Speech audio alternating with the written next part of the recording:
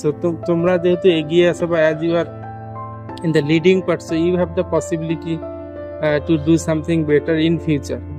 তো দ্যাটস হয় আমার যেটা রিকোয়েস্ট, যে তোমরা এটার সঙ্গে লেগে থাকো এবং পড়াশোনাটাকেও ধরে রাখো এবং ক্লাসে রেগুলার আসো। বুঝতে পেরেছো? তাহলে কি হবে, তোমার দুটোই হবে। আমার এতটুকুই বলা। আজকে এই যে সুন্দর কাজ করতেছে, এই জন্য তোমাদের প্রতি আমার মানে অনিশ্বের ভালোবাসা।